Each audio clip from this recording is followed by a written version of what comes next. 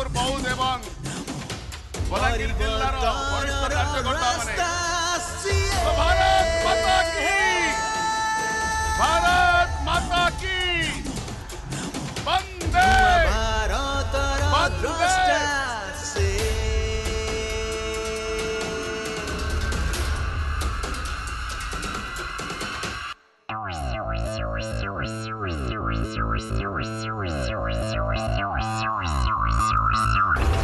नुआ ओडिसार वर्तमान मु अनुरोध करुछि हमर समस्त प्रिय नेता पटना महाराज श्रीयुक्त कनकवर्धन सिंह देव से यशस्वी प्रधानमंत्री माननीय नरेंद्र मोदी को उपढौकन प्रदान करिवे।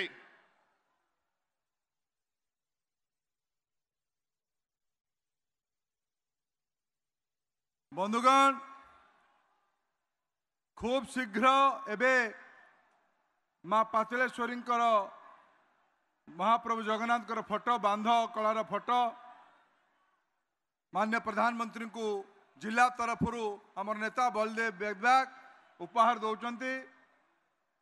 बंधुगण खूब शीघ्र किछि क्षण परे माननीय प्रधानमंत्री विश्वर जनप्रिय लोकनायक श्री नरेंद्र मोदी आमको स्वागत जणे में मु अनुरोध करी समस्ते मोबाइल फोन रे दीप लगे कि लाइट लगे कि समस्ते सभागार माननीय प्रधानमंत्री को स्वागत जनाऊ।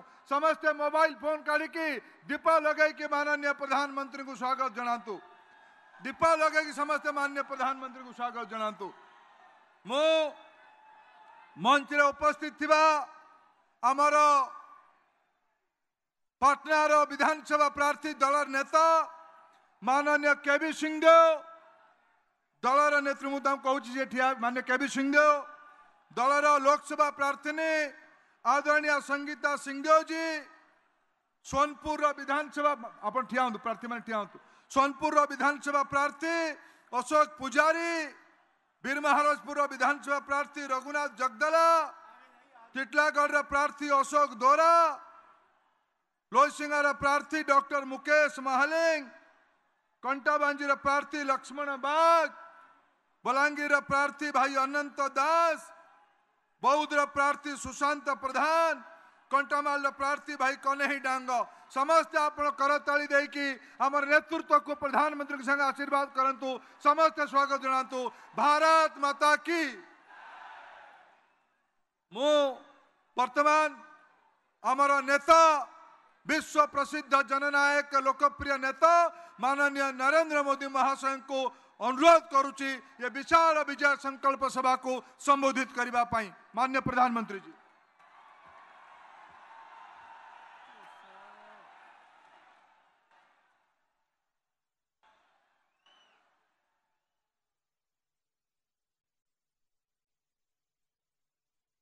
भारत माता की। भारत माता की। मंच पर विराजमान भारतीय जनता पार्टी के सभी वरिष्ठ नेता, हमारे सभी लोकप्रिय उम्मीदवार और विशाल संख्या में पधारे हुए मेरे प्यारे भाई और बहनों, जय जगन्नाथ। जय जगन्नाथ। मां महानदी आओ तेल नदीर संगम जगारे अवस्थित सुवर्णपुर रे मोर दादा भाई मां भावनी मन को मोर जुहार।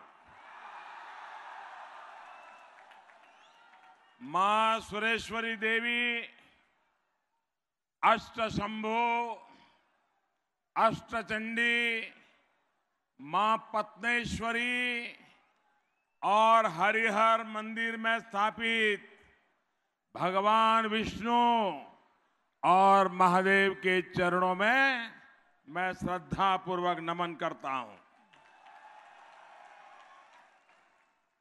देश का प्रधान सेवक होने के साथ ही मैं बनारस का सांसद भी हूं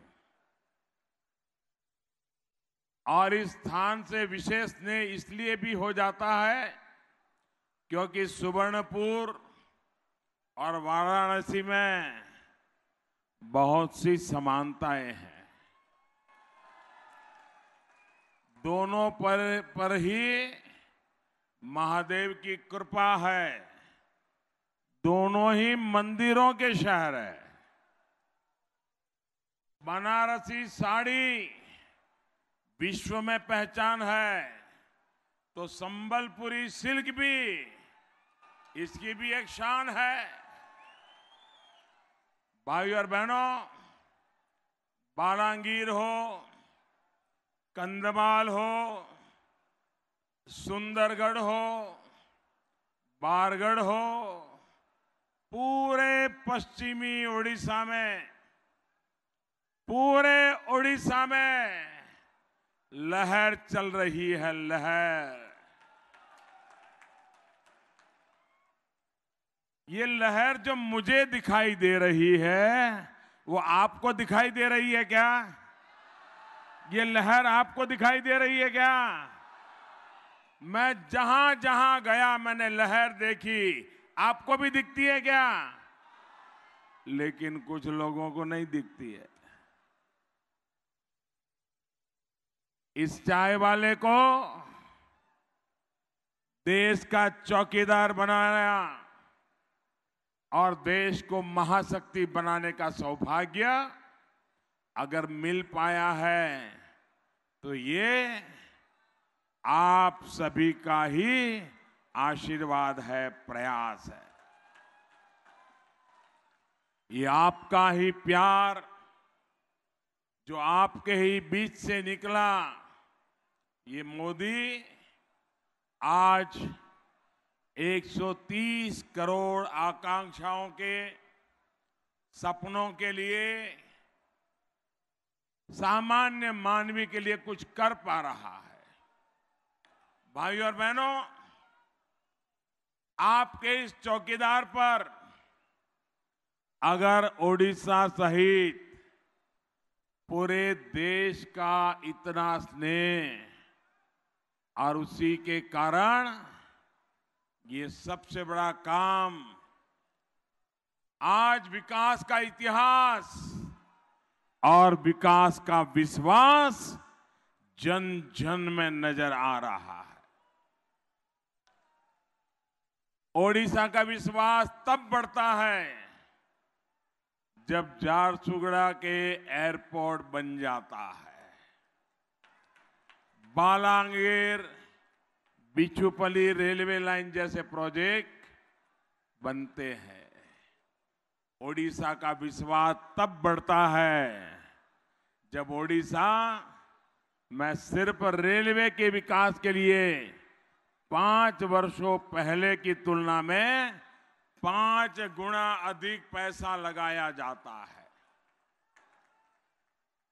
ओडिशा का विश्वास तब बढ़ता है जब बलांगीर, सुवर्णनगर, कंधमाल सहित पूरे ओडिशा के 24 लाख गरीब परिवारों के घर में बिजली का मुफ्त कनेक्शन दिया जाता है। ओडिशा का मोदी के प्रति विश्वास तब बढ़ता है जब गरीबों को अपने पक्के घर मिलते हैं। घर में खाना पकाने के लिए मुफ्त में गैस का कनेक्शन मिलता है, शौचालय मिलता है। साथियों, आज बालांगीर और कंधमाल सहित पूरे ओडिशा को एक बात पूरी गंभीरता से सोचने की जरूरत है। ओडिशा में कोयला भी है, धातु भी है, जल भी है, जंगल भी है। फिर क्या कारण है कि इतना समृद्ध ओडिशा पिछड़ क्यों गया?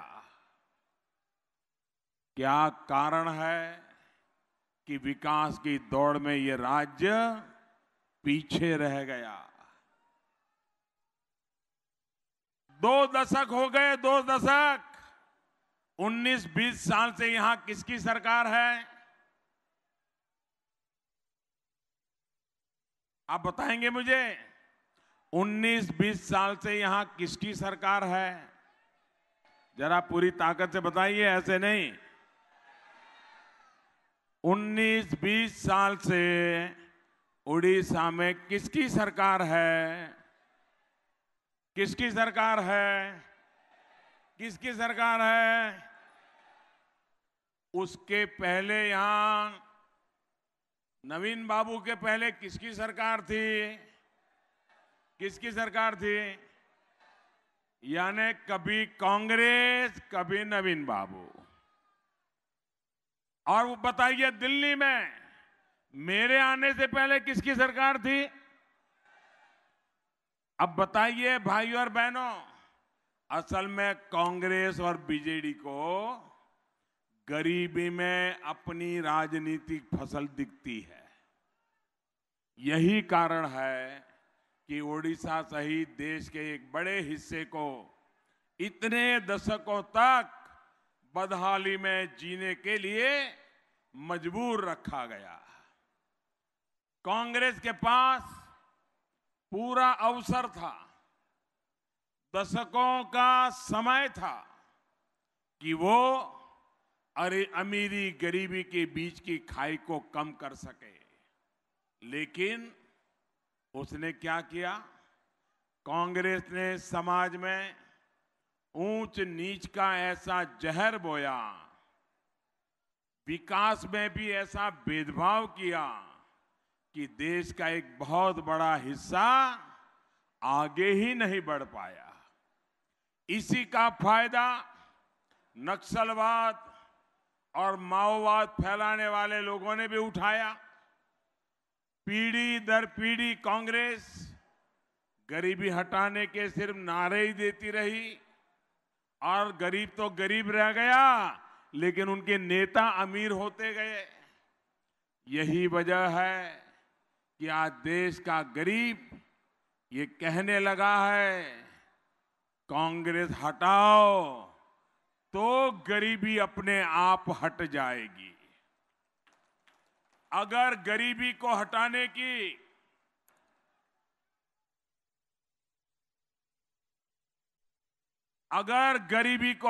की एक बढ़िया से बढ़िया जड़ी बूटी अगर है, तो उस जड़ी बूटी का नाम है कांग्रेस हटाओ।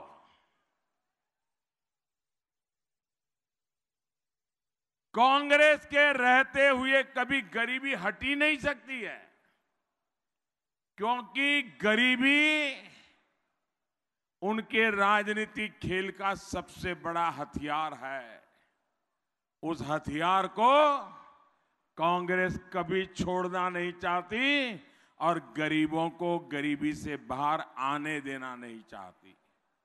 साथियों, मैं आपको कांग्रेस की एक और बड़ी साजिश के बारे में बताना चाहता।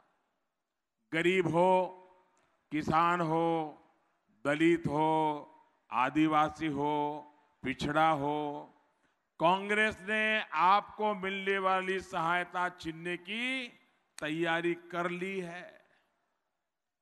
कांग्रेस ऐसी नीतियां देश में लागू करना चाहती है जिससे चौतरफा महंगाई बढ़ेगी, आपकी रसोई का खर्च बढ़ जाएगा,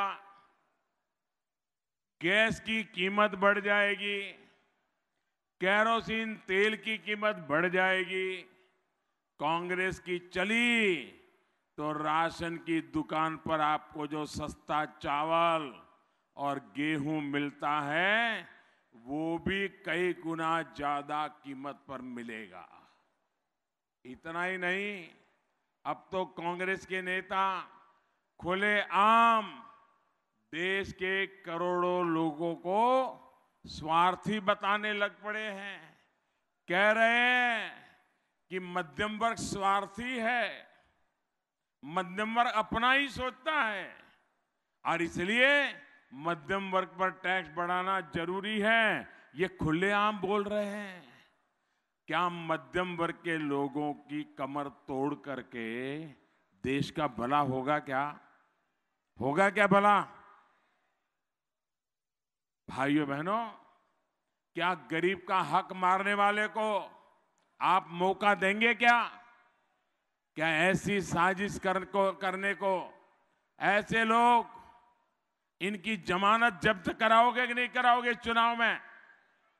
साथियों, जब गरीबी और उससे जुड़ी योजनाओं को राजनीतिक चंदा उगाई, बिचौली और दलालों को लाभ पहुंचाने का माध्यम बनाया जाए, तब गरीबी खत्म नहीं हो सकती। जो कांग्रेस ने किया वही यहां बीजेडी की सरकार भी कर रही है। और इसलिए भाजपा की सरकार ने इनके बिचौलियों की दुकानें बंद कर दी है। आज जो भ्रष्ट है वो मोदी से बहुत ही त्रस्त है। ऐसे में ये चौकीदार इन लोगों को जरा खटक रहा है। इसलिए देश भर के महामिलावटी भ्रष्टाचार की भागीदारी तय करने के लिए दिल्ली में मजबूत सरकार बनाने की फिराक में है। मजबूर सरकार चाहिए उनको, मजबूत नहीं चाहिए। आप तय कहिए, आपको दिल्ली में मजबूर सरकार चाहिए कि मजबूत सरकार चाहिए? मजबूत चाहिए ना? भाई और बहनों, दिल्ली में मजबूत सरकार चाहिए तो उड़ीसा में भी एक नई और ऊर्जावान सरकार चाहिए,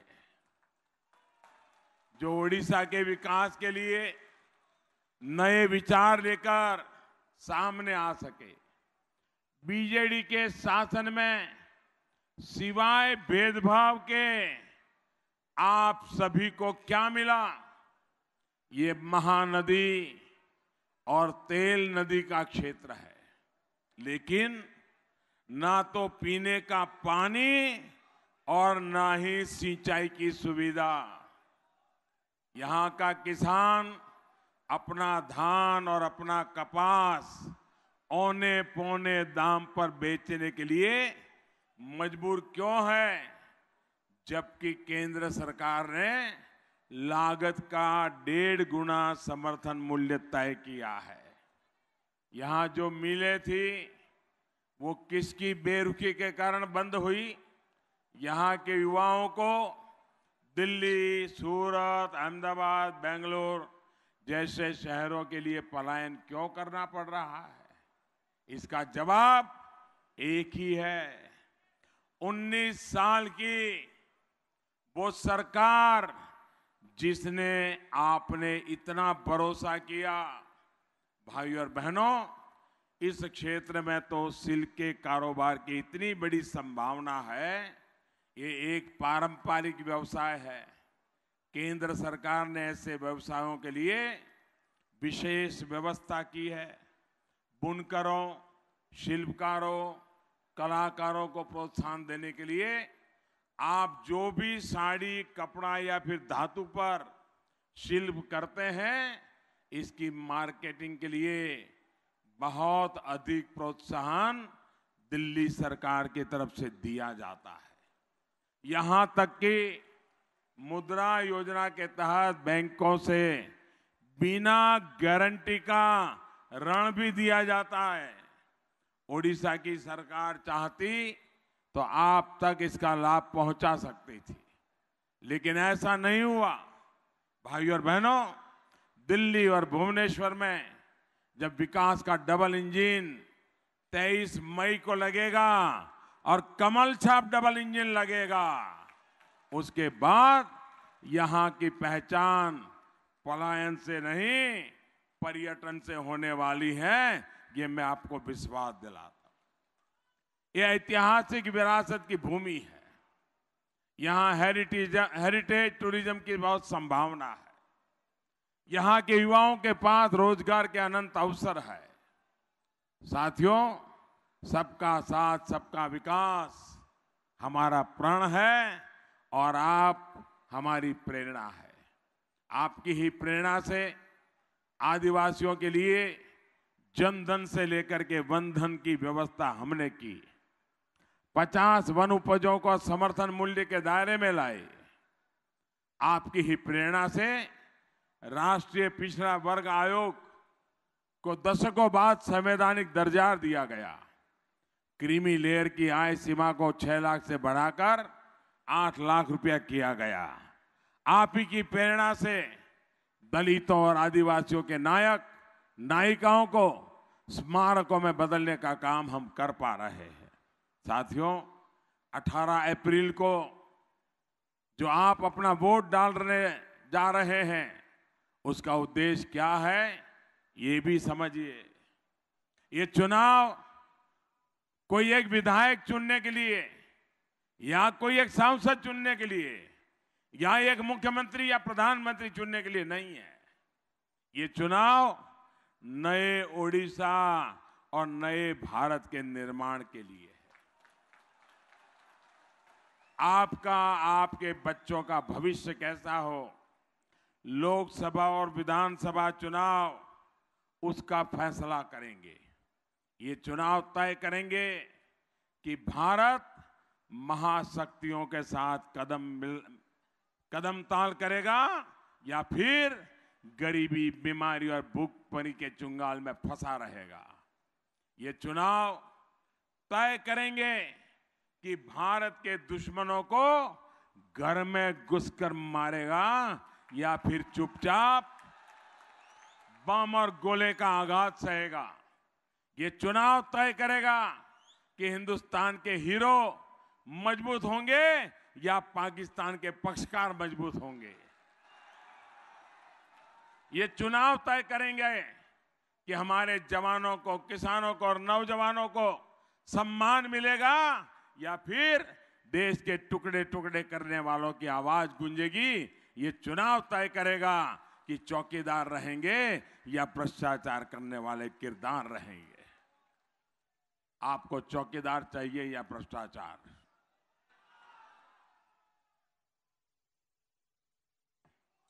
आपको चौकीदार चाहिए या भ्रष्टाचार? आपको चौकीदार चाहिए या भ्रष्टाचार? साथियों, 2014 में ओडिशा ने भरपूर समर्थन दिया। मैं एक बार फिर इतनी गर्मी में इतनी बड़ी तादाद में आप आए और मेरी जहां नजर पहुंच रही है लोग ही लोग हैं, और वहां हेलीपैड के पास हजारों की तादाद में लोग खड़े हैं, वो अलग है। मैं एक बार फिर आपसे आशीर्वाद मांगने आया हूं। भाजपा के हर उम्मीदवार को दिया गया वोट देश को मजबूत करेगा, ओडिशा को मजबूत करेगा।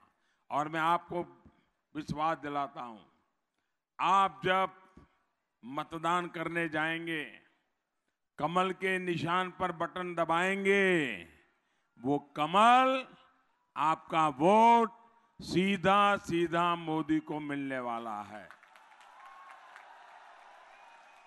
सीधा मोदी के पास जाने वाला है। आप मुझे बताइए, आप इस चौकीदार को मजबूत करेंगे? इस चौकीदार के साथ खड़े रहेंगे? पूरा उड़ीसा खड़ा रहेगा? कितनी ही गर्मी होगी तो भी वोट डालने जाएंगे? सुबह सुबह जाएंगे? पहले जलपान करेंगे कि पहले मतदान करेंगे? मतदान करेंगे? मन में तय करिए, पहले मतदान फिर जलपान। भाइयों बहनों, आप इतनी बड़ी यात्रा में आकर के हमें जो आशीर्वाद दिया, मैं आपका बहुत बहुत आभारी हूं। मेरे साथ बोले, भारत माता की, भारत माता की, भारत माता की।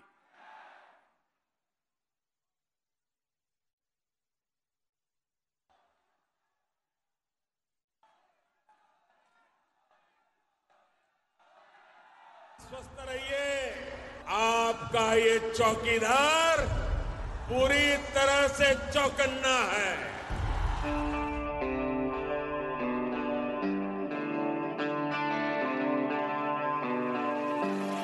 ये देश ये मेरा वतन, ये मेरा घर मेरा चमन, सबका विकास चाहता और